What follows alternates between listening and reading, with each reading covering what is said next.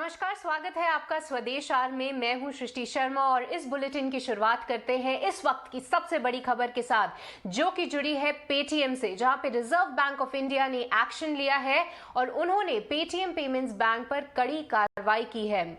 RBI ने Paytm payments bank को नए ग्राहक जोड़ने पर अब रोक लगा दी है और रिजर्व बैंक ने ये एक्शन में कुछ मटेरियल सुपरवाइजरी चिंताओं को देखने के बाद लिया है।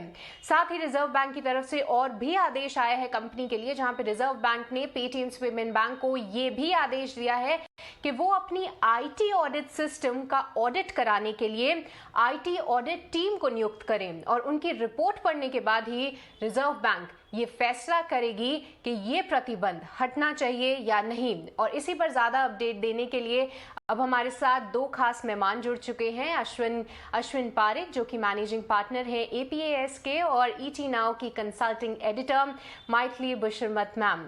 और इसी के साथ हमारे सहयोगी भी अब हमारे साथ हैं, जो कि सबसे पहले हमें खबर समझाएंगे। तो आइए चलते हैं प्रकाश के पास, जो कि इस खबर पर हमें और भी डिटेल्स देंगे। प्रकाश।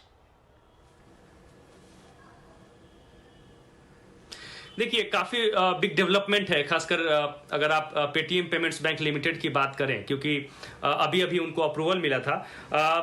आरबीआई ने अपने स्टेटमेंट में, अगर आप आरबीआई की शब्दावली पे अगर आप नजर डालें तो अपने स्टेटमेंट में काफी सीरियस कंसर्न जाहिर किए हैं।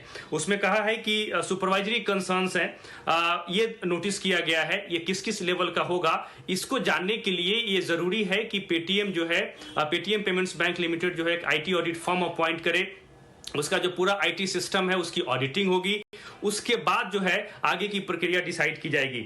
साथ ही साथ आरबीआई ने यह भी कहा है, यह भी निर्देश दिया है पेटीएम पेमेंट बैंक लिमिटेड को, नए कस्टमर जोड़ने से पहले उसको इस बात का इंतजार करना होगा कि पहले जो उस ऑडिट फॉर्म की जो रिपोर्ट है वो आएगी, उसको आरबीआई पहले उसका अध्ययन करेगा, उसके बाद ये डिसाइड करेगा कि आगे किस तरह के निर्देश देने हैं। आरबीआई की मंजूरी के बाद ही आगे जो पेटीएम पेमेंट बैंक है वो नए कस्टमर जोड़ सकती है। तो ये एक बड़ा आदेश है और ये कहा गया है कि जो लैप्सेस हैं उस लैप्सेस को फिक्स करना होगा। हालांकि ये डिटेल नहीं दिया है अभी आरबीआई ने कि किस किस तरह के लैप्सेस हैं, किस किस फ्रंट पे हैं, लेकिन ऐसे समय में जब दिसंबर में पेटीएम को शेड्यूल पेमेंट बैंक के तौर पे काम करने का, फंक्शन करने का अप्रूवल मिला था और तुरंत जब वो अपने कस्टमर्स बेस को बढ़ाने की कोशिश कर रहा है, इस तरह के आदेश आना नकारात्मक तो है। साथ ही साथ उनके जो आईपीओज हैं उसका भी रिस्पांस अच्छा नहीं मिला।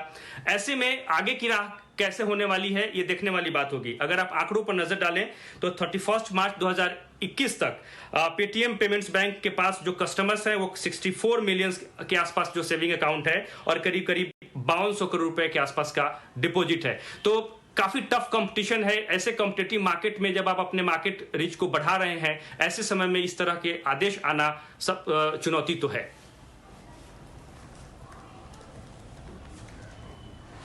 धन्यवाद प्रकाश, ये पूरी डिटेल्स हमारे दर्शकों को देने के लिए। पर इसी के साथ आगे बढ़ते हैं। मैथिली मैम और अश्विनी जी, आप दोनों का बहुत बहुत शुक्रिया। मैथिली मैम, मेरा सबसे पहला सवाल आपसे होगा, किस तरीके से देखना चाहिए इस खबर को, क्योंकि प्रकाश बता रहे थे ज़्यादा समय नहीं हुआ था जहां पे पेटीएम को इस बैंक के लिए अप्रूवल मिला था। साथ ही अगर आप हमें थोड़ा और हाईलाइट कर पाएं, क्योंकि आरबीआई की तरफ से कुछ क्लियर अनाउंसमेंट्स नहीं हुए हैं, तो जो उन्होंने शब्दावली यूज करी है कि मटेरियल सुपरवाइजरी कंसर्न को देखते हुए उन्होंने ये स्टेप लिया है, ऐसे सिचुएशन में किस तरह के कंसर्न्स होते हैं जिसके चलते आरबीआई इस तरीके का एक्शन लेती है?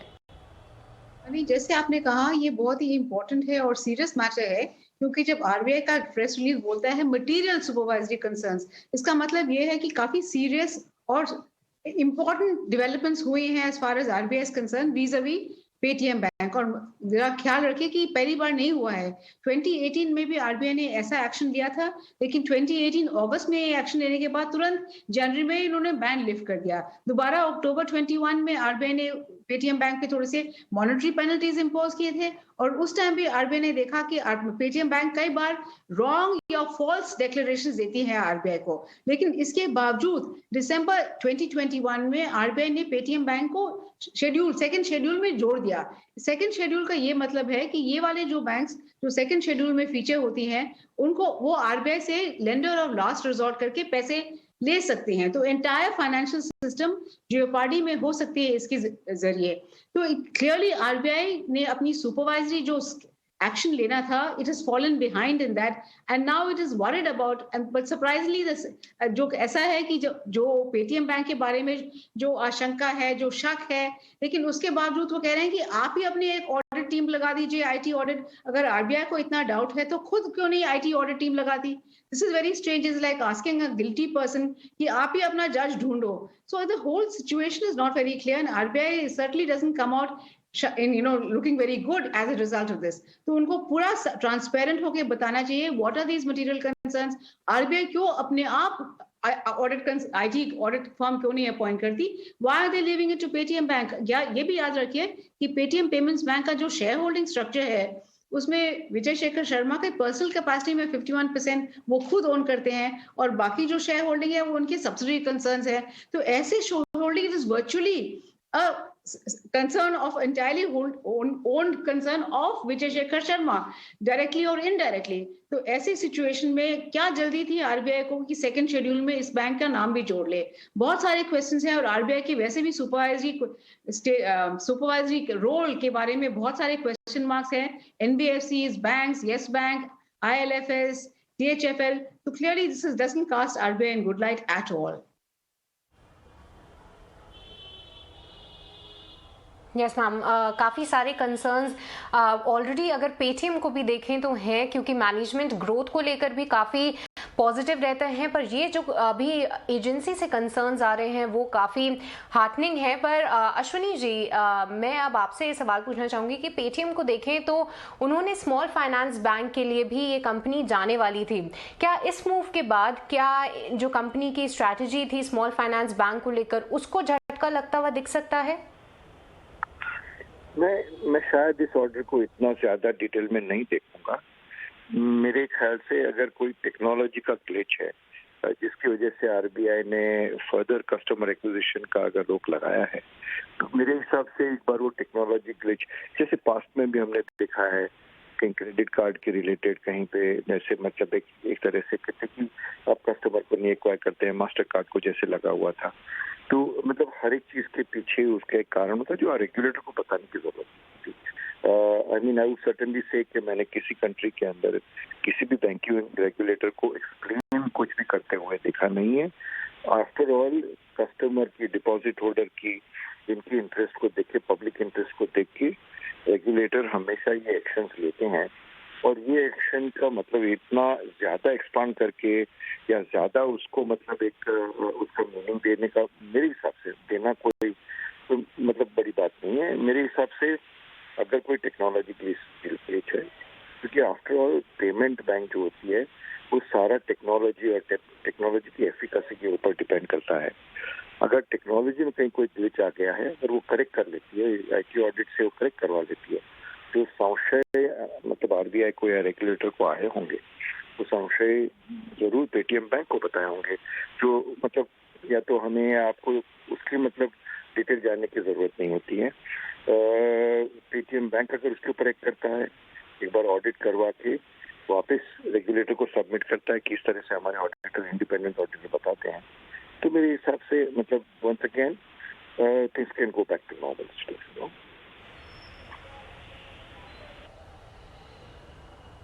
ओके, अश्विनी जी, मैथिली मैम, देखिए अभी आपने उनको सुना कि वो थोड़े से पॉजिटिव हैं कि इतना उसको रीड बिटवीन द लाइंस नहीं करना चाहिए, हो सकता है कि जल्द ही ये चीज़ वापस भी नॉर्मल हो जाए। क्या आप इस बात से सहमत हैं? क्योंकि इस बार जैसा कि आप हाईलाइट कर रहे थे कि आरबीआई ने पेटीएम को ही बोल दिया है कि आप एक आईटी ऑडिट फर्म नियुक्त करिए और उसकी रिपोर्ट जब हमें मिलेगी फिर हम निर्णय निर्णय लेंगे कि ये प्रतिबंध हटाना चाहिए या नहीं चाहिए। बट पेटीएम के लिए ये कितना बड़ा आप नुकसान देख रहे हैं, क्योंकि इस स्पेस में देखिए कंपटीशन तो धीरे धीरे बिल्डअप हो ही रहा है, और पेटीएम को छोड़े तो बाकी के बैंक्स भी हैं, जैसे कि एयरटेल और रिलायंस जैसे कुछ बिग प्लेयर्स हैं जो कि इस स्पेस में खड़े हैं। नहीं, मेरे को ज्यादा घबराहट इसलिए है पेटीएम के बैंक के बारे में नहीं, क्योंकि कस्टमर्स के बारे में और पब्लिक के बारे में ज्यादा चिंता है। पेटीएम बैंक जो हो या ना हो, वो अपने जो whatever wrongdoings they have done, they have to pay the penalty for it। और जैसे आपने देखा है आरबीआई का जो फिट एंड प्रॉपर उनका जो क्राइटेरियन है, हम देख रहे हैं यूनिटी स्मॉल फाइनेंस बैंक में भी एक जो को प्रोमोटर था उनका अश्नी ग्रोवर के बारे में हम इतना सुन रहे हैं। तो RBI I think has been very badly hurt by the fact that there fit and proper scrutiny has not been entirely fit and proper। तो इसलिए वो थोड़ा सा ज्यादा कॉशन शायद कर रहे हैं। लेकिन मेरे को पेटीएम के बैंक पेमेंट्स बैंक के बाद I have no sympathy for them, क्योंकि उन्होंने पहली बार वायलेशन नहीं की, कई बार वायलेशन की है। तो उनके जो भी प्रॉब्लम्स है, लूप होल्स है, शॉर्टकमिंग्स है, उनके लिए तुरंत एक्शन लेना चाहिए, लेकिन सुपरवाइजर को लेना चाहिए। और इसलिए it is very important that the supervisor itself appoints the independent IT audit firm and does not leave it to Paytm Payments Bank। Paytm Payments Bank को बहुत ज्यादा long rope दिया है, and this is very inexplicable because public के money, banking is a business of trust। तो Paytm Payments Bank competition से क्या करे ना करे वो तो वो जाने, भगवान जाने। लेकिन जो पब्लिक के बारे में आरबीआई एज ए सुपरवाइजर, उनको पब्लिक के बारे में ज्यादा चिंता रहनी चाहिए और फाइनेंशियल सिस्टम की सेफ्टी और स्टेबिलिटी के बारे में चिंता होनी चाहिए। और जब Paytm payments bank second schedule में जुड़ गया है, तो पेटीएम पेमेंट्स बैंक में जो भी शॉर्टकमिंग्स है वो पूरे सिस्टम में अफेक्ट हो सकता है। तो इसलिए मेरा ये ख्याल है कि आरबीआई ने भी जो भी एक्शन लेना है और जो भी ले चुका है उसके बारे में पूरी ट्रांसपेरेंसी हो और अपने आप खुद इंडिपेंडेंट ऑडिट फर्म अपॉइंट करें।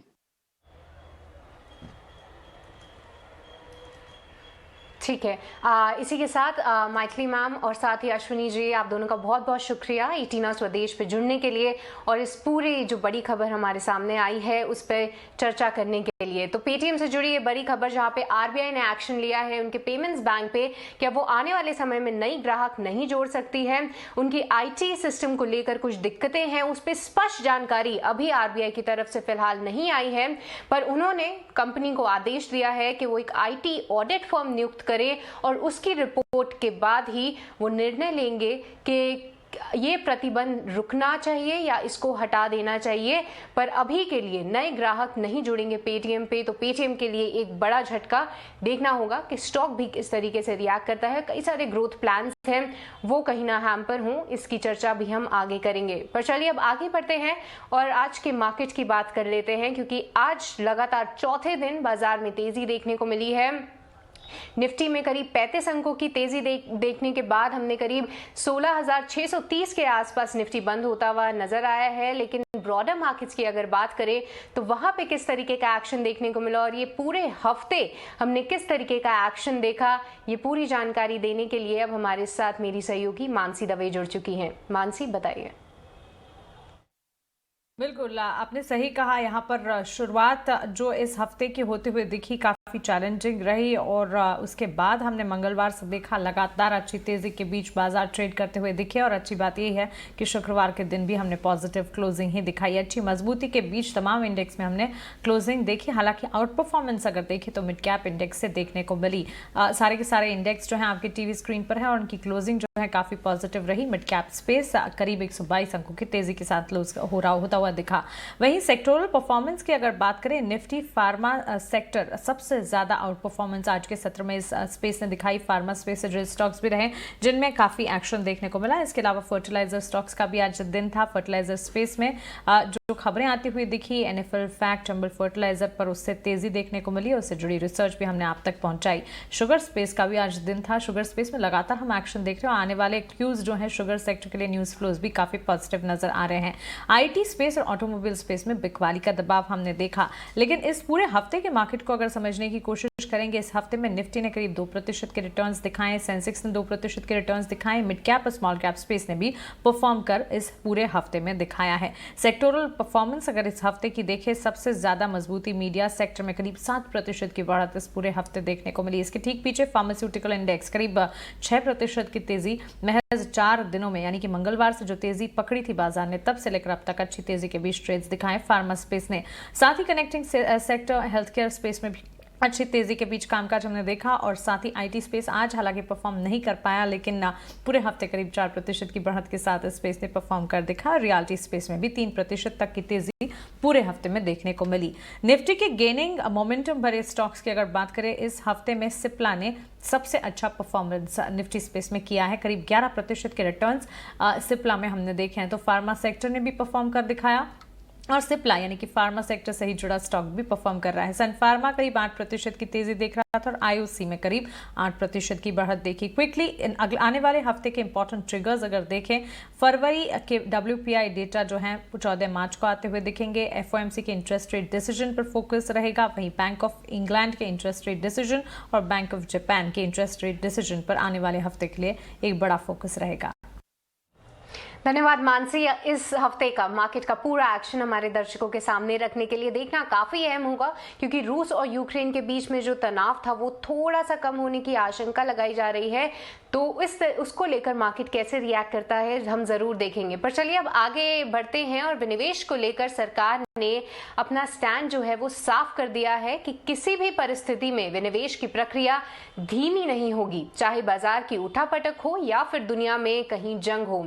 4 राज्यों में धमाकेदार जीत के बाद बीजेपी सरकार अब निजीकरण की प्रक्रिया को और तेज कर सकती है, और इसी पर ज्यादा जानकारी के लिए आइए चलते हैं मेरे सहयोगी डिम्पी कालरा के पास। डिम्पी, मार्केट के अंदर तेज उतार चढ़ाव है, और इसके बीच में आपके भी मन में एक सवाल आ रहा होगा कि क्या इस तेज उतार चढ़ाव के अंदर क्या सरकार का जो विनिवेश का प्लान है, यानी कि जिसको हम डिसइन्वेस्टमेंट का प्लान कहते हैं, वो सरकार सही तरीके से चला पाएगी नहीं चला पाएगी। कुछ बड़े अधिकारियों की तरफ से ये बात सामने निकल के आई कि सरकार विनिवेश के मुद्दे पर किसी तरह से कोई डीरेल नहीं हो रही है। भले ही मार्केट के अंदर कितनी वॉलिटिलिटी क्यों ना हो, भले वैल्यूएशन को लेकर कंसर्न करना हो, ये एक बड़े अधिकारी की तरफ से बात रखी गई है, और जिससे यह साफ पता लग रहा है कि अगला साल या फिर ये वित्तीय वर्ष क्लोज होते होते सरकार विनिवेश के प्रोसेस को और तेज करेगी। दूसरी बात, डीपीएम सेक्रेटरी भी कह रहे हैं कि हमने सारी कंपनीज का जो एक्सप्रेशन ऑफ इंटरेस्ट है उसको कैलकुलेट कर रहे हैं, और एडवाइजेस भी ले रहे हैं, राय भी ले रहे हैं, और जल्द ही इस पे हम और तेज़ गति के साथ काम करेंगे। इसके अलावा खबर ये भी है कि अब क्योंकि राज्यों में चुनाव हो चुके हैं, नतीजे आ चुके हैं, इसलिए सरकार इस प्रोसेस को बहुत तेज़ी से आगे बढ़ा सकती है। इसका एक उदाहरण ये भी है कि 9 मार्च को सरकार ने एक एसपीवी का गठन किया है, जो सरकारी कंपनीज की लैंड मोनेटाइजिंग को लेकर अपनी राय सामने रखेंगी। तो ये सारे चिन्ह हैं, सारे जो पॉइंट्स हैं, ये कहते हैं कि सरकार की तरफ से विनिवेश की प्रोसेस तेज हो सकती है। अब किस किस कंपनीज पे आपको ध्यान रखना चाहिए, अगर गवर्नमेंट की होल्डिंग के हिसाब से देखें तो बीपीसीएल के साथ सरकार सबसे पहले एक्सपेरिमेंट कर रही है। सरकार की जो होल्डिंग है करीब 52% के आसपास है। सरकार इसमें हिस्सेदारी बेचना चाहती है, इस साल तो नहीं हो पाया। अगर अगले साल शुरुआत में अगर कोई सरकार विनिवेश के बारे में सोचेगी तो बीपीसीएल के बारे में फिर तेजी से सोच सकती है। ड्रेजिंग कॉर्प में गवर्नमेंट की हिस्सेदारी 73% है, ये भी सरकार की लिस्ट में है। आईडीबीआई ऑलरेडी इसकी प्रोसेस शुरू कर दी गई है। एलआईसी भी ये बात बोल रहा है कि हम भी अपना स्टेक खाली करना चाहते हैं, और ये भी अब तेजी से आगे बढ़ सकता है। हो सकता है अगले 20 दिन में ना हो, लेकिन अगले वित्तीय वर्ष की शुरुआत में ही इन सभी कंपनीज में सरकार विनिवेश का गति को और तेज करने के लिए आगे आ जाए। BHEL, BEML, ये 2 ऐसी और कंपनीज पे सरकार की नज़र है कि इससे कुछ हम लैंड मोनेटाइज करके जल्दी से जल्दी कुछ मनी रेस कर लें। इसके अलावा सरकार की एक योजना है, सरकार ये कह रही है कि हम LIC के जरिए भी करीब 65,000 करोड़ रुपए जुटा सकते हैं। अब तक सेबी की मंजूरी मिल चुकी है, गवर्नमेंट के रोड शोज कंप्लीट हो चुके हैं, सिर्फ भाव आने बाकी हैं। हो सकता है अगले 20 दिन में LIC के बारे में भी सरकार कोई फैसला ले ले। अगर इस वित्तीय वर्ष में 31 मार्च तक ये नहीं होता तो अगले वित्तीय वर्ष की शुरुआत में ही LIC का IPO आके सरकार 65,000 करोड़ रुपए जुटा लेगी। अब मैं आपके सामने आंकड़े रखता हूँ। FY22 के अंदर जो सरकार का रिवाइज एस्टिमेशन है वो 78,000 रुपीज़ का है विनिवेश के जरिए जुटाने का, लेकिन एक्चुअली अब तक सिर्फ सरकार ने 12,000 करोड़ रुपए जुटाया है। अगले 20 दिन में LIC का IPO आ जाता है तो सरकार 65,000 करोड़ रुपए जोड़ लेगी इसके अंदर, तो सरकार का जो अपना टारगेट है इस साल के विनिवेश का वो पूरा हो जाएगा। और FY21 के अंदर भी 32,000 रुपए का सरकार ने अपना 32,000 करोड़ का रिवाइज टारगेट रखा था, जिसको उसने काफी हद तक पूरा कर लिया था। तो अगले 20 दिन काफी क्रिटिकल है, हो सकता है LIC का IPO आ जाए और सरकार इस बार भी अपने रिवाइज टारगेट को अचीव कर जाए। धन्यवाद डिम्पी, ये पूरी डिटेल्स हमारे सामने रखने के लिए। तो उम्मीद है कि जो सरकार का मोर्चा है वो आने वाले समय में भी सफल हो जाए डाइवेस्टमेंट के टारगेट्स को लेकर। पर चलिए अब बात करते हैं आर्थिक मोर्चे पर आई एक अच्छी खबर की, जहां पे आज अच्छी खबर आई है आईआईपी के आंकड़ों से, जहां पे दिसंबर में 10 महीने में सबसे निचले स्तर पर पहुंचने के बाद अब जनवरी महीने में आईआईपी में बढ़ोतरी देखने को मिली है। 8 कोर सेक्टर्स की बात करूं तो उनका आउटपुट 1.3% की दर से बढ़ा है। आज जारी हुए आंकड़ों में सालाना मैन्युफैक्चरिंग सेक्टर ग्रोथ नेगेटिव 0.9% से बढ़कर 1.1% पर पहुंच गई है। वहीं जनवरी महीने में जो माइनिंग सेक्टर की सालाना ग्रोथ है वहां पे भी बढ़ोतरी दर्ज हुई है। ये 2.4% से बढ़कर 2.8% हो गई है। और इसी के साथ जो कि प्राइमरी गुड्स आउटपुट है वहां पे भी जो ग्रोथ है उसमें भी इजाफा हुआ है। लेकिन अगर हम इलेक्ट्रिसिटी सेक्टर की बात करें तो उसमें ग्रोथ में थोड़ी सी कमी आई है। ये 5.5% से घटकर 0.9% हो गई है। वहीं अगर कैपिटल गुड्स आउटपुट को देखें और अगर इंटरमीडिएट गुड्स ग्रोथ को देखें तो ये दोनों ही सेक्टर्स में हमें कमी देखने को मिली है साल दर साल के कंपैरिजन में। पर चलिए अब आगे बात करेंगे हम निर्मला सीतारमण का जो बयान आया है उसके बारे में, जहां पे वित्त मंत्री निर्मला सीतारमण ने कहा है कि सरकार का फोकस डिजिटाइजेशन बढ़ाने पर है। आईआईटी बॉम्बे एलुमनीज फिनटेक समिट 2022 में बोलते हुए निर्मला सीतारमण ने कहा कि देश में के दूर दराज इलाकों में इंटरनेट की पहुंच जो है हाल फिलहाल समय में बढ़ी है। 10% increase in internet penetration results in an increase of 3.9% in GDP per capita. That's a very big number, very significant number, and the importance, therefore, of internet penetration is clearly highlighted and indicated. In the current budget, we have decided to set up 75 digital banking units. They may function from one place, but they may serve any number of districts, but we are also targeting 75 districts to be covered. And I guess the DBU, the digital banking units, will promote better accessibility of banking services, affordability, convenience, and also more control over their own finances for the customers by providing a one-stop digital banking account or digital banking center. साथ ही वित्त मंत्री निर्मला सीतारमण ने कहा है कि देश में ज्यादा से ज्यादा एमएसएमई फिनटेक सॉल्यूशंस को अब अपना रहे हैं, जहां पे एमएसएमई क्रेडिट, बैंकिंग, अकाउंटिंग और टैक्स फाइलिंग में फिनटेक का सहारा ले रहे हैं। I'm glad to say that our MSMEs have adopted fintech solutions, whether it is for credit or for payments or even for accounting and tax filing.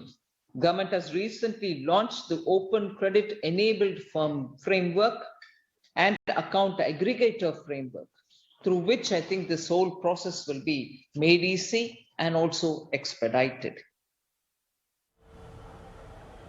यहाँ पे वित्त मंत्री निर्मला सीतारमण इतनी पॉजिटिव है एमएसएमई सेक्टर को लेकर, आइए इसी पे थोड़ी सी और चर्चा करते हैं। तो अगर एमएसएमई सेक्टर को देखें तो कोविड से झटके से अभी जो सेक्टर है वो उभरने की कोशिश ही कर रहा था कि रूस यूक्रेन का संकट ने उनकी कमर तोड़ दी है।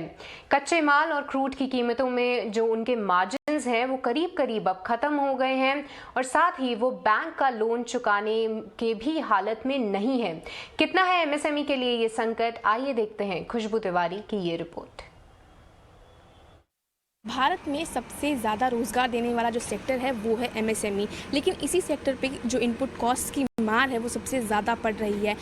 जहां मैं खड़ी हूँ, ये जो कंपनी है ये प्लास्टिक कंटेनर्स बनाती है, फार्मा कंपनियों के लिए सप्लाई करती है। मंथली टर्नओवर जो है वो 1.5 करोड़ के आसपास का होता है, लेकिन जो इनकी मार्जिन्स पहले 8% के आसपास हुआ करते थे वो फिसलकर 3% तक आ गए हैं। यानी जो इनपुट कॉस्ट का प्रेशर है वो सीधा इनके बिजनेस पर पड़ रहा है और बिजनेस को आगे कायम रखना एक चुनौती बन रही है।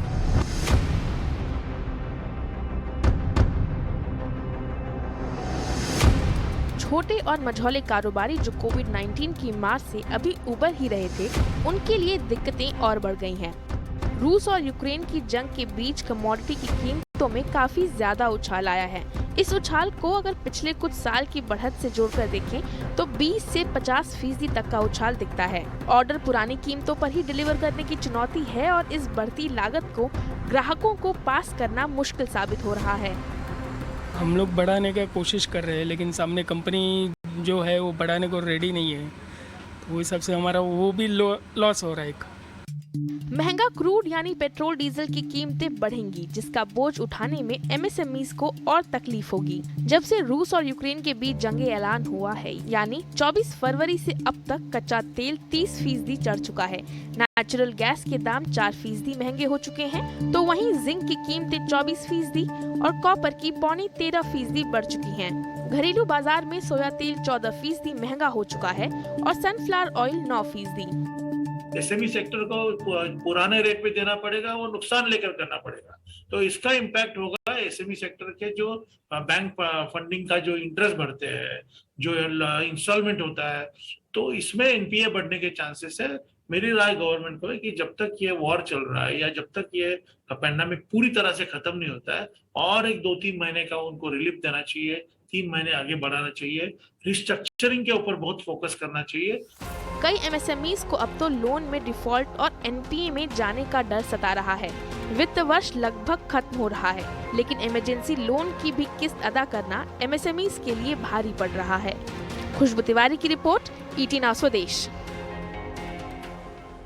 चलिए अब बात करते हैं रेलवे सेक्टर की, जहां पे सरकार का पूरा फोकस हो चला है रेलवे सेक्टर के लिए और आने वाले समय में रेलवे सेक्टर की कायाकल्प होने वाली है। ये इसका रूप रंग बदलने वाला है और इसी पे देखिए हमारी ये खास रिपोर्ट।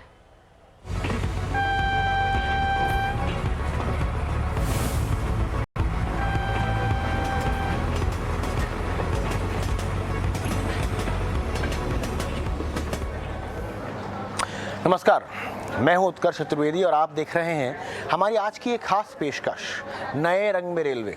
जी हाँ, एक वक्त था जब रेल बड़ा वक्त लेती थी, स्टेशन पर गंदगी रहती थी और ट्रेन लोगों से खचाखच भरी रहती थी।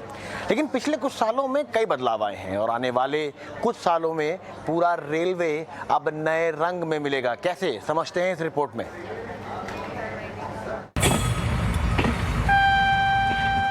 भारत की लाइफलाइन में अब नई जान फूंकने की तैयारी हो रही है। सुरक्षा से लेकर सुविधा तक सब कुछ अब वर्ल्ड क्लास होने वाला है, क्योंकि रेलवे के कायाकल्प की तैयारी का प्लान बन चुका है। रेलवे के इस 360 डिग्री मेकओवर प्लान के केंद्र में है वंदे भारत ट्रेनें। वंदे भारत ट्रेन के बारे में आप सब तो जानते ही होंगे, हो सकता है सफर भी किया हो, लेकिन ऐसा क्या होने जा रहा है कि पूरे भारत में वंदे भारत ट्रेन का ही जलवा नजर आने वाला है। जरा रेलवे का प्लान समझ लीजिए। वंदे भारत ट्रेन जो फिलहाल सिर्फ 2 ही हैं, आने वाले 3 सालों में इनकी संख्या कई गुना बढ़ाई जाएगी। लक्ष्य है कि अगले 3 सालों में 400 वंदे भारत ट्रेनों को रेल पटरियों पर दौड़ाया जाए और इसके लिए रेलवे ने तेजी से कदम बढ़ाने भी शुरू कर दिए हैं। पिछले साल 44 वंदे भारत ट्रेनों को बनाने का कॉन्ट्रैक्ट मेगा इंजीनियरिंग को दिया जा चुका है, जबकि इस साल हाल ही में 58 और वंदे भारत ट्रेन बनाने की जिम्मेदारी 7 प्राइवेट प्लेयर्स को दी गई है। इसी महीने मार्च 2022 में रेलवे मंत्रालय ने 200 और वंदे भारत ट्रेन बनाने के लिए टेंडर जारी कर दिया है। ये टेंडर करीब 25,000 करोड़ रुपए का है। नई वंदे भारत ट्रेन लगभग 125 करोड़ की लागत से बनेगी। भारतीय रेलवे की कायापलट के मकसद से रेलवे 5 बड़े प्रोजेक्ट के लिए ऐसे टेंडर जारी करने जा रही है, जिसका जो क्वांटम है टेंडर का वो तकरीबन 1.5 लाख करोड़ रुपए से ज्यादा का रहने वाला है। तो पहला बड़ा प्रोजेक्ट है स्टेशन रीडेवलपमेंट प्रोजेक्ट, जिसके लिए रेलवे ने तकरीबन 10 से 12 बड़े स्टेशन को आइडेंटिफाई चिन्हित किया गया है, जिसके लिए टेंडर जल्द ही जारी किया जाएगा और इस टेंडर का जो साइज होगा वो तकरीबन 30 से 40 हजार करोड़ रुपए का रह सकता है। दूसरा बड़ा प्रोजेक्ट है वंदे भारत ट्रेन, जो एडवांस्ड ट्रेन सेट है, जिस उसमें 200 वंदे भारत ट्रेन भारत में बनाने और प्रोक्योरमेंट के लिए ये टेंडर जारी किया गया है और इसका भी जो क्वांटम साइज है टेंडर का वो तकरीबन 25,000 करोड़ रुपए का है। यहां पर वंदे भारत ट्रेन के लिए बड़े प्लेयर्स के, प्राइवेट प्लेयर्स के लिए एक संभावना है कि वो टेंडर प्रोसेस में आगे आए, पार्टिसिपेट करें और मेक इन इंडिया के तहत ये वंदे भारत ट्रेन को भारत में ही बनाया जाए। अब अगर आपके मन में ये सवाल है कि वंदे भारत ट्रेनों का देश भर में जाल फैलाने की तैयारी है, तो ऐसा क्या है वंदे भारत ट्रेनों में? रेलवे का प्लान है कि वंदे भारत ट्रेनों को ही ज्यादा से ज्यादा चलाया जाए, क्योंकि ये सेमी हाई स्पीड ट्रेन है जो 160 से 180 किलोमीटर प्रति घंटे की औसत रफ्तार से दौड़ सकती है, यानी रेल मुसाफिरों का ट्रैवल टाइम कम होगा। ये ट्रेन आधुनिक सुविधाओं से लैस है। इसमें आप सफर के दौरान इंफोटेनमेंट का मजा भी ले सकते हैं। ये ट्रेनें बेहद सुरक्षित हैं। स्टेशन आने के बाद ही वंदे भारत ट्रेन के दरवाजे खुलेंगे। चलती ट्रेन में डोर्स बंद रहेंगे। रेलवे मंत्रालय के सूत्रों के मुताबिक वक्त के साथ वंदे भारत ट्रेन मौजूदा शताब्दी ट्रेनों की जगह ले लेंगी। पहले चरण में 27 रूट पर वंदे भारत ट्रेनों को चलाने की योजना है, जिसमें दिल्ली चंडीगढ़, दिल्ली कानपुर, मुंबई अहमदाबाद, मुंबई पुणे, चेन्नई बेंगलुरु, दिल्ली जयपुर जैसे अहम रूट शामिल हैं। 200 वंदे भारत ट्रेनों के अलावा रेलवे दूसरे पहलुओं पर भी फोकस बढ़ा रही है। ईटी नाउ स्वदेश को एक्सक्लूसिव खबर मिली है कि रेलवे 2 से 3 महीने में एक ग्लोबल टेंडर भी जारी कर सकती है, जो 1,60,000 करोड़ रुपए का हो सकता है। टेंडर के लिए 5 प्रोजेक्ट की पहचान की गई है। इनमें 2000 रेल इंजन बनाने का टेंडर शामिल है, जो कि 40,000 करोड़ रुपए का होगा। A1 कैटेगरी स्टेशन डेवलपमेंट के लिए भी टेंडर जारी किया जाएगा, जो कि 30 से 40,000 करोड़ रुपए का हो सकता है।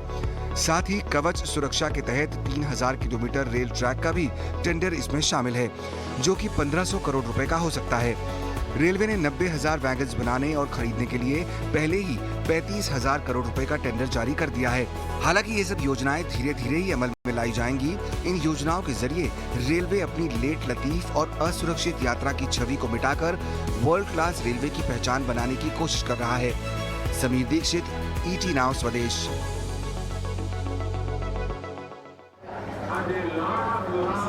चलिए इस बारे में और बातचीत करने के लिए हमारे साथ हमारे सहयोगी संवाददाता जो आप तक ये खबर लेके आए हैं, समीर दीक्षित, वो भी मौजूद हैं, और सुधांशु मनी जो कि पूर्व जीएम हैं ICF चेन्नई के, वो भी मौजूद हैं। सबसे पहला सवाल समीर मेरा आपसे रहेगा, आपने जैसे हमें बताया कि बहुत सारा पैसा खर्च करने की ग्लोबल टेंडर आएंगे, नई गाड़ियाँ आएंगी, तो मैं जब भी दिवाली या होली पे इस समय आज भी घर जाता हूँ, क्योंकि मेरे गाँव में अभी तक एयरपोर्ट नहीं पहुँचा है, तो एक घबराहट सी रहती है कि इस बार टिकट मिलेगी कि नहीं, रिजर्वेशन हो पाएगा कि नहीं। क्या इतने पैसे खर्च करने के बाद जितनी ज़रूरत है सीटों की, ट्रेनों की, बर्थ की, वो पूरी हो पाएगी? जी बिल्कुल उत्कर्ष, ये आप ही का नहीं, हजारों लाखों जो रेल मुसाफिर है उनका ये सवाल रहता है कि जब उनकी डिमांड रहती है तो उस के मुताबिक उनको रेल टिकट मिल पाएगा या नहीं। देखिए, इसका ठोस जवाब तो ना रेलवे मंत्रालय दे पाती है, ना कोई इसके जो जानकार है। लेकिन हाँ, ये ज़रूर है, इंफ्रास्ट्रक्चर के नज़रिए से आप देखें तो आने वाला जो साल है उसमें ये तब्दीली होने जा रही है कि जितनी भी मालगाड़ियां जो फिलहाल ट्रैक पे चल रही हैं उनके लिए एक विशेष अलग से ट्रैक तैयार हो जाएगा, जिसका नाम है डेडिकेटेड फ्रेट कॉरिडोर। इसमें कई चरण में शुरुआत हो चुकी है। माना जा रहा है अगले 1.5 से 2 साल में डेडिकेटेड फ्रेट कॉरिडोर को पूरी तरीके से तैयार कर लिया जाएगा और जितनी भी मालगाड़ियां हैं इनको वहां शिफ्ट कर दिया जाएगा। यानी कि कैपेसिटी मौजूदा ट्रैक में यात्री ट्रेनों को चलाने के लिए वो बढ़ जाएगी। जितनी ज़्यादा ट्रेनें चल पाएंगी उतनी ही ज़्यादा संभावना इस बात की भी बढ़ जाएगी कि डिमांड के मुताबिक टिकट मुहैया करा पाए। लेकिन 100% टिकट मिल पाना आपकी डिमांड के मुताबिक, ये इसका पुख्ते तौर पे तो रेलवे भी दावा नहीं करती। लेकिन हाँ, ये एक पैराडाइम शिफ्ट होगा कि रेलवे 2 हिस्सों में आप देख पाएंगे कि जो मालगाड़ी है उनके लिए ईस्टर्न और वेस्टर्न डेडिकेटेड फ्रेट कॉरिडोर तैयार हो जाएगा, और जो अभी के जो आप मेन ट्रैक देख रहे हैं रेलवे की, उसमें ज़्यादा से ज़्यादा रेलगाड़ियां चलाई जाएंगी। और जो भविष्य रेलवे देख रही है यात्रियों का, उसमें आप ये देखेंगे कि वंदे भारत ट्रेन जो ज़्यादा सुरक्षित है, आधुनिक है, यात्री सुविधाओं से ज़्यादा संख्या में लैस हैं, ऐसी 400 वंदे भारत ट्रेन को अगले 3 साल में चलाने का लक्ष्य यहाँ पर रेलवे मंत्रालय ने रखा है। और अगर ये लक्ष्य पूरा होता है तो जाहिर तौर पे रेलवे की अपनी छवि सुधरेगी और यात्रियों के लिए भी उनका यात्रा अनुभव काफ़ी सुखद हो पाएगा। जी उत्कर्ष। हमारे साथ सुधांशु मनी भी हैं जो कि पूर्व जीएम हैं ICF चेन्नई के, और इन्हीं ने भारत की पहली वंदे भारत ट्रेन बनाई थी। सर, क्या ये जो आइडिया है वो ये है कि अब जो ट्रैवल का एक्सपीरियंस है आपका रेलवेज का, क्योंकि एक तरफ तो जब बात होती है तो जो एविएशन मिनिस्ट्री होती है, प्रधानमंत्री कहते हैं कि अब चप्पल पहनने वाला भी हवाई जहाज में उड़ेगा, लेकिन जो ट्रैवल एक्सपीरियंस है वो एक सिमिलर तरीके से हो जाएगा अगर वंदे भारत ट्रेन जो है, जब हम आज यूरोप में जाते हैं, किसी और देश में जाते हैं, तो बड़े फैसिनेट होते हैं उनकी ट्रेन की क्वालिटी को लेकर। क्या ये बड़ा लक्ष्य है? जी बिल्कुल। देखिए, वंदे भारत अभी सिर्फ आपको पता है 2 ही चल रही हैं और इनका फेयर भी ज्यादा है, शताब्दी से भी थोड़ा ज्यादा है, लेकिन फिर भी ये नियर 100% ऑक्यूपेशन पे चलती है। इसका मतलब अगर आप ट्रैवलिंग पब्लिक को अच्छी सुविधा देंगे और ट्रेन जल्दी ले जाएंगे, इसका ट्रैवल टाइम भी इसमें कट डाउन होता है, तो लोग उसके कमेंसुरेट पैसा देने को तैयार हैं। तो ये जरूर पैसेंजर एक्सपीरियंस इंप्रूव करने की बात है, और जितनी जितनी ये ट्रेनें और चलेंगी तो ये जरूर होगा। जी, आपसे एक और सवाल लूंगा, फिर समीर मैं आपके पास आता हूँ। सुधांशु सर, एक बात हुई सेफ्टी, एक हुई मॉडर्नाइजेशन, एक हुई एफिशिएंसी। एफिशिएंसी का सवाल मैंने समीर से पूछा, आपसे मॉडर्नाइजेशन का पूछा, लेकिन क्या इंफ्रास्ट्रक्चर इतना रेडी है हमारे पास इस समय, चाहे वो रेलवे ट्रैक्स का हो, कि सेफ्टी भी बना के सेमी हाई स्पीड जो ट्रेन हैं वो चल पाए, या उस पर भी हमें काम करना पड़ेगा? नहीं, काम तो जरूर लगातार होता रहना चाहिए इम्प्रूव करने के लिए, लेकिन आज की डेट में ये ट्रेन्स काफी सेफ हैं कंपेयर्ड टू अर्लियर ट्रेन्स, एक बात। तो इससे इनहेरेंट इसकी ब्रेकिंग डिस्टेंस कम है, तो ये इसमें सेफ्टी तो इनहेरेंट है, और भी जो एस्पेक्ट समीर जी ने बताए वो है। और इंफ्रास्ट्रक्चर में भी जो इम्प्रूवमेंट हो रहा है वो कैपेसिटी और सेफ्टी दोनों को इम्प्रूव करेगा। आपने कवच की बात की थी, अब कवच आने से सेफ्टी बहुत इंप्रूव होगी, और ये कोलिजन वगैरह तो खत्म ही हो जाएंगे जो अभी हो जाते हैं कभी कभी। और इंफ्रास्ट्रक्चर के इम्प्रूवमेंट से, ट्रैक के इम्प्रूवमेंट से रेलवे की सेफ्टी में इम्प्रूवमेंट होगा। तो आपके सवाल का जवाब ये है कि हाँ, हम अब भारतीय रेल इसके लिए रेडी है, इम्प्रूवमेंट तो लगातार होता ही रहे। समीर, मुझे आपसे सवाल पूछना था, आप लगातार हमें रेलवे मंत्रालय की खबरें भी लाते रहते हैं, और आपके वहाँ पे काफ़ी अच्छे सूत्र भी है। क्या लार्जर एम है इस समय, क्या टाइमलाइन है जिस दिशा में रेल मंत्रालय चल रहा है, किस तरीके से आप आगे आने वाले समय में हम वो उस विजन को एग्जीक्यूट होते हुए देखेंगे? जी उत्कर्ष, देखिए सुधांशु मणि जी जिन्होंने जो भारत की सबसे पहली वंदे भारत ट्रेन है उसको बनाई बतौर जीएम, वो उस वक्त इंटीग्रल कोच फैक्ट्री में मौजूद थे, और वो ये बेहतर बता पाएंगे कि ये जो वंदे भारत ट्रेन अगले 3 साल में 400 ट्रेन चलाने का जो लक्ष्य रखा है सरकार ने, वो कितना पूरा हो पाएगा, यानी कि इसको साल दर साल कैसे ये रेलवे पूरा कर पाएगी। लेकिन अगर बड़ी तस्वीर देखें तो एक तरफ यात्रियों के नज़रिए से ये एक पहला प्रोडक्ट है भारतीय रेलवे में। अगर आप एक लंबे अरसे बाद देखें तो राजधानी शताब्दी के बाद में वंदे भारत एक पहला फ्रेश प्रोडक्ट है जिसको रेलवे जिस पर सबसे ज़्यादा बैट कर रही है, दांव लगा रही है, और इसको बड़ी संख्या में चलाना चाहती है। इसके जरिए रेलवे दो अपने फायदे देख रही है कि जो यात्रा का अनुभव है उसको बेहतर कर पाएगी, और साथ ही साथ चूंकि वंदे भारत का किराया मौजूदा शताब्दी से या राजधानी से अगर आप उसको कंपेयर करेंगे तो तकरीबन 20 से 30% ज़्यादा होगा, तो रेलवे की आमदनी, उसकी कमाई में भी बढ़ोतरी होगी। एक तरफ ये है, मालगाड़ियों की तरफ अगर आप देखें तो रेलवे वहाँ पर भी बहुत एग्रेसिवली कई प्लान करके बैठी है जिसके लिए टेंडर वगैरह निकाल रही है। मसलन 2000 नए इंजन जिनकी क्षमता एक 9000 हॉर्स पावर की और एक 12000 हॉर्स पावर की, ऐसे 2000 इंजन को बनाने के लिए टेंडर निकालेगी। इसके साथ ही 90,000 वैगन्स जो मालगाड़ियों के साथ में जो आप देखते हैं वैगन्स, उनके लिए भी 90,000 वैगन्स प्रोक्योरमेंट का टेंडर निकालेगी। तो वहाँ पर भी रेलवे अपने फ्रेट सेगमेंट में भी एक मैसिव ट्रांसफॉर्मेशन के लिए कदम बढ़ा चुकी है। तो उत्कर्ष, मुझे ऐसा लगता है कि आने वाले 3 से 5 साल रेलवे की एक्चुअल में भविष्य क्या रहेगा वो बहुत उस पर निर्भर करेंगे 3 से 5 साल, और जो विजन लेकर के चल रही है इस वक्त की सरकार उसको कितना एग्जीक्यूट करेगा, ये सब कुछ उसी पर निर्भर करेगा। जी उत्कर्ष। सुधांशु सर, आपसे सवाल मेरा था, जो कि समीर की रिपोर्ट में भी बात थी कि आगे आने वाले समय में शताब्दी को भी वंदे भारत ट्रेन रिप्लेस कर देंगी, राजधानी को भी वो रिप्लेस करेंगी।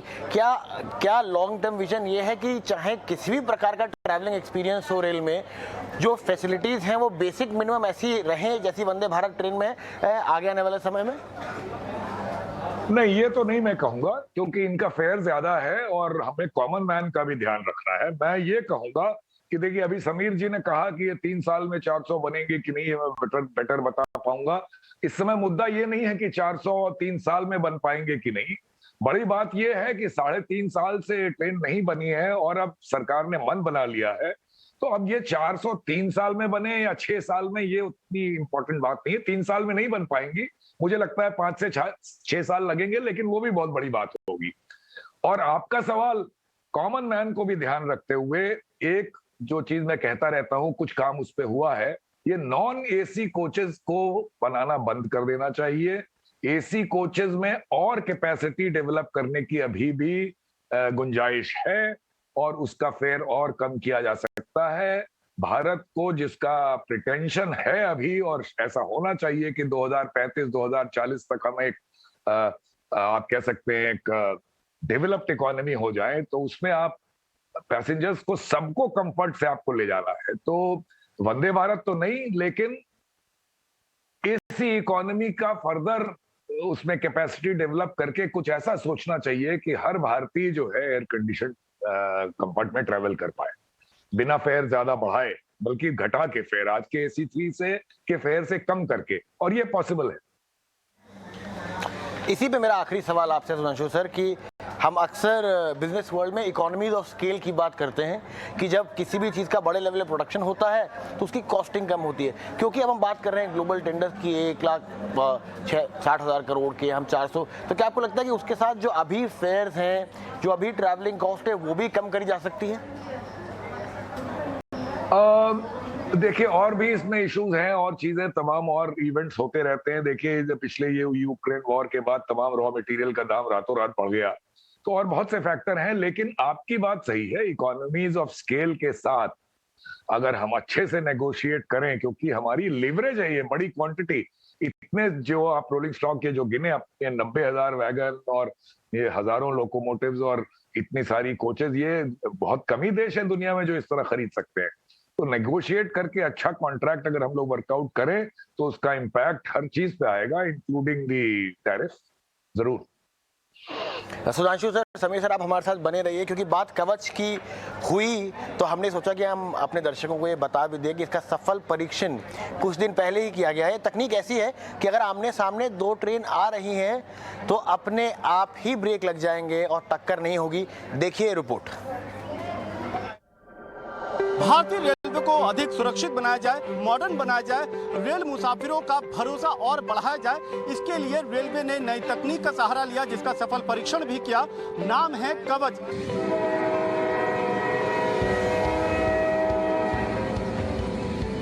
भारतीय रेलवे के लिए इतिहास में शुक्रवार का दिन एक अहम दिन था। रेलवे ने हैदराबाद के नजदीक लिंगमपल्ली विकाराबाद सेक्शन के 2 स्टेशनों के बीच कवच का कामयाब परीक्षण किया। परीक्षण के दौरान 2 रेल इंजनों को एक ही ट्रैक पर आमने सामने से दौड़ाया गया, लेकिन जैसे ही वो करीब आए, दोनों इंजनों ने अपने अपने पहिए थाम लिए।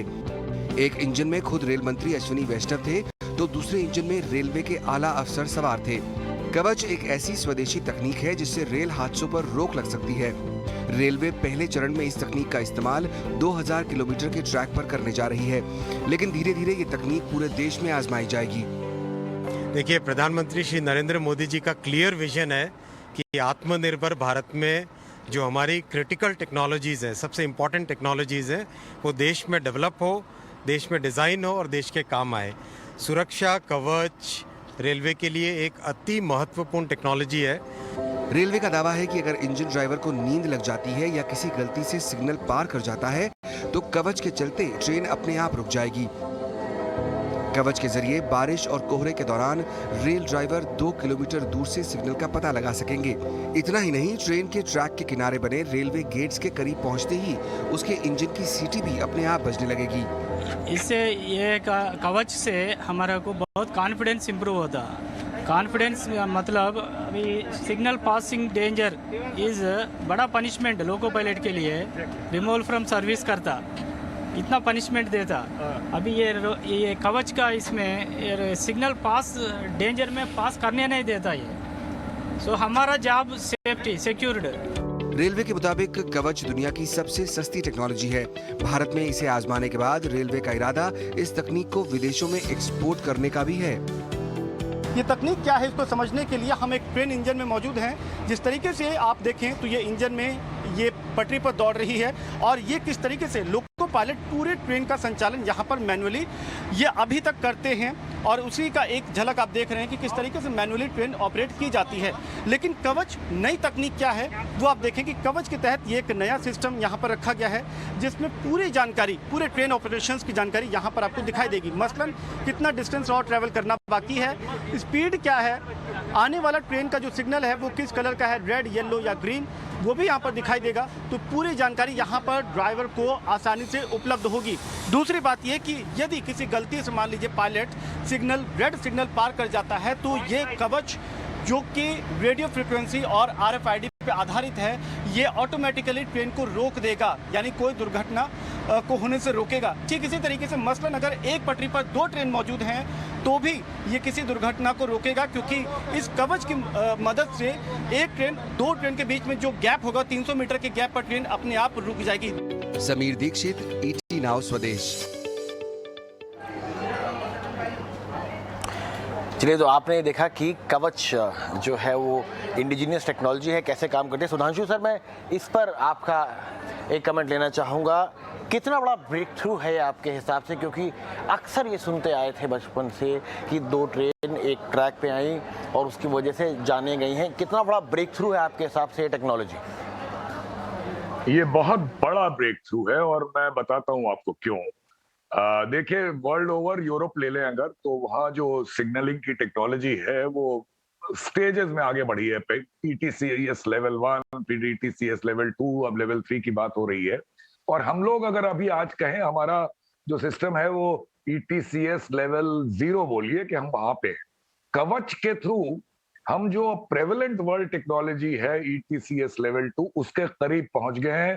थोड़े से कुछ एस्पेक्ट हैं जो इसमें नहीं है, जैसे बीच बीच में कम्युनिकेशन, इसमें जहां स्टेज सेक्शन के बीच में जरूरत नहीं है, इसमें नहीं है, कंटिन्यूअस कम्युनिकेशन नहीं है, लेकिन इसकी फंक्शनैलिटी ETCS लेवल 2 जो आज की करंट वर्ल्ड टेक्नोलॉजी है उसके बराबर है, और ये प्योरली इंडिया में डेवलप हुई है।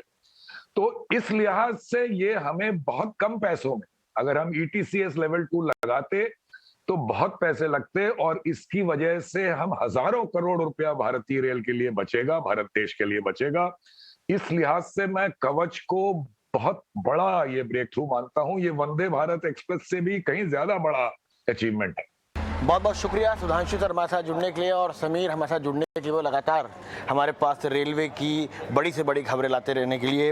अभी इस खास पेशकश में इतना ही, लेकिन अपना और अपनों का ख्याल रखें और देखते रहें ET नाउ स्वदेश।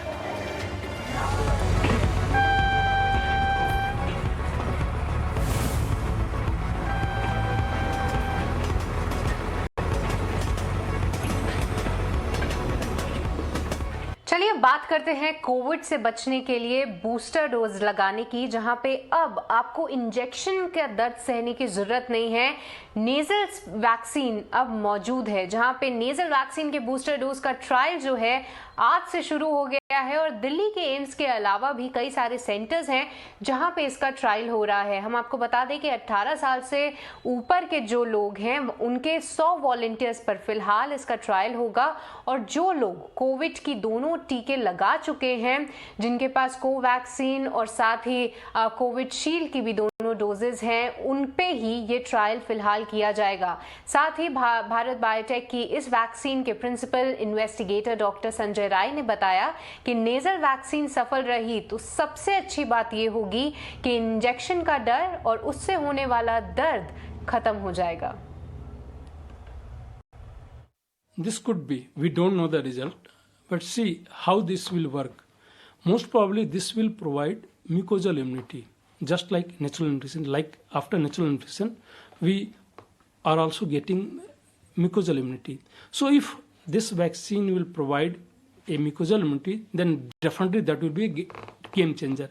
Currently we are vaccinating almost 33 vaccines. So 33 vaccines, they have been approved by the various regulatory authority all over the world. More than 300 vaccines are in the different phases of development. But majority of these vaccines are unable to prevent the infection. चलिए बात करते हैं भारत के consumer durable sector की, जहां पर रूस Ukraine का संकट अब भारत के कंज्यूमर ड्यूरेबल की कीमतों पर पड़ सकता है। वो कैसे? क्योंकि इस संकट के चलते जितने भी उनके शिपमेंट्स थे उनमें देरी हो रही है, और साथ ही कच्चे माल का जो सप्लाई चेन है वो भी फिलहाल टूटता हुआ नजर आ रहा है। अगर कंज्यूमर ड्यूरेबल कंपनियों की बात करें तो उन्होंने बताया है कि कच्चे माल की कमी का वो सामना कर रही हैं, और जिसके चलते जो कच्चे माल की कीमतें हैं वो लगातार बढ़ती हुई नजर आ रही हैं। और कंपनियों का ये आगे की योजना ये है कि इसका जो बोझ है वो अपने ग्राहकों पर डाल सकती हैं, यानी आने वाले समय में जितने भी कंज्यूमर ड्यूरेबल गुड्स हैं उनकी कीमतें बढ़ती हुई हमें दिख सकती हैं। रूस और यूक्रेन के बीच चल रही जंग की वजह से इलेक्ट्रॉनिक कंज्यूमर ड्यूरेबल्स कंपनियों पर सप्लाई चेन में रुकावटों का सामना करना पड़ रहा है। बंदरगाहों में शिपमेंट रोल ओवर दिक्कतों के चलते शिपमेंट्स में 3 से 4 हफ्तों की देरी हो रही है। कंज्यूमर ड्यूरेबल मैन्युफैक्चरर्स ने चेतावनी दी है कि ऐसा ही रहा तो आने वाले वक्त में कच्चे माल की कमी का संकट गहरा सकता है। The pandemic is over, the economy is on track, the consumption is coming back. At this point of time, the war is going to impact the growth. I am optimist. I have a feeling that the demand will still hold because people want to consume. The penetration levels in India are low, and therefore one hopes that the demand continues to be good. Appliances industry का कहना है कि बीते 2 हफ्तों में input cost यानी लागत में 10% से ज्यादा का इजाफा हो चुका है। एल्यूमिनियम, कॉपर, प्लास्टिक के दाम बेतहाशा बढ़ चुके हैं और ट्रांसपोर्टेशन भी महंगा हो चुका है। लागत के बढ़ते बोझ को अप्लायंसेज कंपनियां बहुत ज्यादा देर तक बर्दाश्त करने के मूड में नहीं है, इसीलिए अप्रैल में कीमतें बढ़ाने की तैयारी है।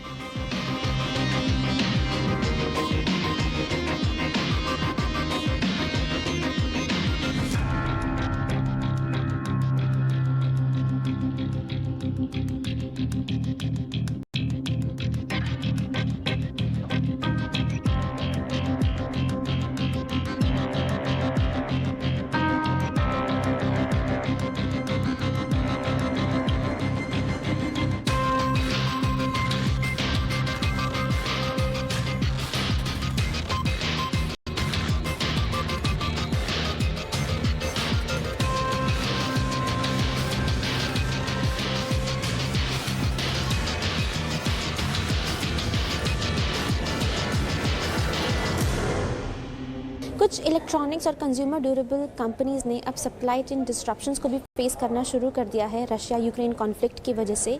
इंडस्ट्री प्लेयर्स कहते हैं कि रोल ओवर ऑफ शिपमेंट्स हो रहा है, जिसकी वजह से अराइवल टाइम ऑफ शिपमेंट्स काफ़ी ज़्यादा आगे खिंच गया है और on an average 3 to 4 weeks का डिले वो लोग देख रहे हैं। कुछ इंडस्ट्री प्लेयर्स कहते हैं कि आगे आने वाले टाइम में हो सकता है इसकी वजह से बिग ब्रांड्स जो हैं वो मटेरियल को स्टॉकअप करना शुरू कर दें, जिसकी वजह से शॉर्टेज ऑफ मटेरियल भी हो सकता है मार्केट में 3 से 4 हफ्तों में। तो apart from supply chain disruptions, हम जानते हैं कि कंपनीज काफ़ी ज़्यादा स्पाइक इन रॉ मटेरियल के प्राइसेस में देख रही है। On an average overall raw material के प्राइसेस जैसे कि निकल, cobalt, aluminium, plastic, even freight cost भी काफ़ी ज़्यादा बढ़ चुकी हैं और एन एवरेज अराउंड 15% स्पाइक हो गया है पिछले 2 हफ्तों में। कंपनीज कहती हैं कि इसकी वजह से, क्योंकि वो जो इनपुट कॉस्ट इन्फ्लेशन देख रही हैं और अब सप्लाई चेन डिस्ट्रप्शंस भी हैं, इसकी वजह से वो लोगों को अपने प्राइसेस प्रोडक्ट्स के बढ़ाने पड़ेंगे अप्रैल से। और हो सकता है अगर ये सिचुएशन, वॉर सिचुएशन कंटिन्यू रही तो कंज्यूमर डिमांड भी अफेक्ट हो सकती है आने वाले टाइम में। ठीक है, चलिए अब आगे बढ़ते हैं और बात करते हैं गति शक्ति और सागरमाला प्रोजेक्ट, जिसको लेकर आज जेएनपीटी ने मीडिया के सामने अपडेट रखे हैं और बताया है कि वो बड़ी तेजी से इस पे काम कर रहे हैं। वहीं कई मुद्दों को लेकर उनसे हमारी संवाददाता खुशबू तिवारी ने बात की जेएनपीटी के चेयरमैन संजय सेठी से। आइए सुनते हैं क्या बात की। So you have just given an update on how the Gati Shakti, Sagarmala and the SEZ projects are being worked about. You said that 23 entities are already working at the SEZ, and how are you trying to make it more popularized among the users and other entities, and how much space is it, what facilities are provided at the SEZ? SEZ is an ambitious project for us, and as I just said, 23 companies have already come in, but this kind of land monetization is normally done in a staggered manner so as to reap the maximum benefits from the market and also meet the requirements of the potential users. So to popularize or to do a little more publicity, we have taken up a very comprehensive program now so as to reach the hinterland which could make use of this. Unfortunately, last 1 or 2 years, the COVID disruptions did postpone some of the business decisions. We are now very hopeful that we'll get even better response, and this will be useful to the exporters. तो terminal 4 का काम चल रहा है, उस पर किस तरह का अपडेट है, कहाँ तक काम पहुँचा, कब तक उसका हम उसमें काम होते हुए शुरू देख सकते हैं ऑपरेशन? टर्मिनल 4 का फेज़ 1 ऑलरेडी शुरू हो चुका है 3 साल पहले, और टर्मिनल 4 का फेज़ 1 से हमारी कैपेसिटी जो है वो 2.5 मिलियन TU से बढ़ गई, और जो 2.5 मिलियन TUs हैं, जब हमारा 10 मिलियन TUs हो जाएगा वो आज से 3 साल बाद होगा।